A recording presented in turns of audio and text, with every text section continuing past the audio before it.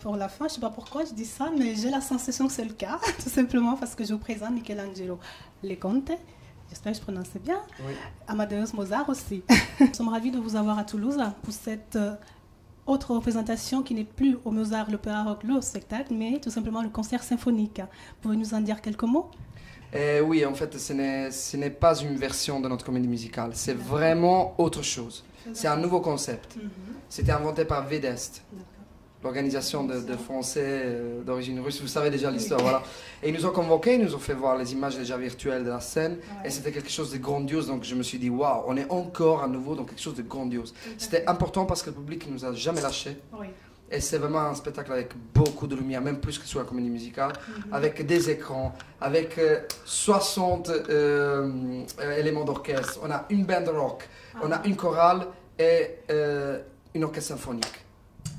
Depuis justement la dernière représentation de Mozart, l'opéra rock, et aujourd'hui ce nouveau projet, qu'est-ce que vous êtes devenu, qu'est-ce que vous avez fait? Ok, moi personnellement j'ai préparé un album concept, c'est-à-dire un truc que j'avais toujours dans la tête depuis longtemps, parce que moi mon album personnel je veux le faire depuis que je suis gamin, voilà. Et j'ai une vision très très précise de ma musique, je me considère théâtralement indissociable de ma propre musique personnelle. Donc à chaque fois que je me cogne avec des maisons de disques que c'est pas comme ça, alors donc je laisse tomber parce que je sais que si je le fais à ma façon je vais gagner. Ça, je le sens. Votre couleur alors musicale? C'est toutes les couleurs, c'est l'arc-en-ciel. Oui, non, c'est la passion, la vraie passion, la vraie inspiration. Voilà. Quand on vous voit, on a toujours justement ce concept de rocker en vous. Merci. Le cœur de rocker.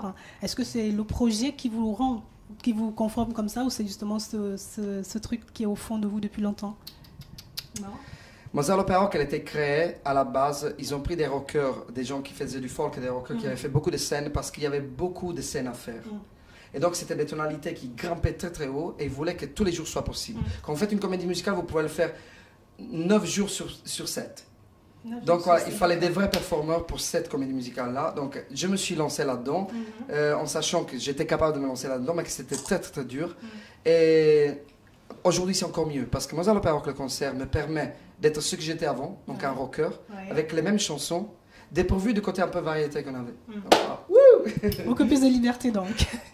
Donc nous savons tous que ça a été reporté pour des raisons politiques à cause des musiciens qui ne peuvent pas venir pour la tournée.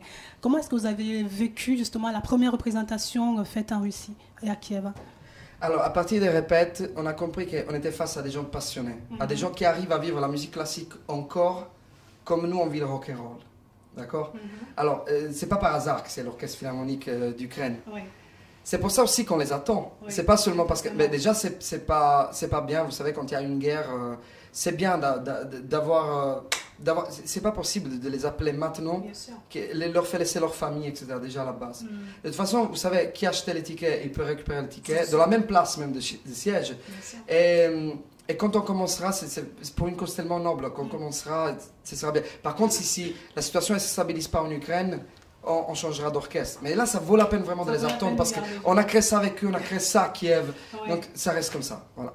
Qu'est-ce que vous pouvez dire au public toulousain qui vous regarde là, justement, pour leur donner envie de venir et surtout qu'ils comprennent que c'est pas la même chose du tout? Moi, je garantis personnellement ce spectacle parce que moi, je crois en ce spectacle. Il n'y a pas d'occasion beaucoup aujourd'hui de faire des super lives fort avec beaucoup de musiciens, avec des grands écrans, avec énormément de lumière. Et là, on est vraiment tous, y compris toi, voilà. Moi aussi.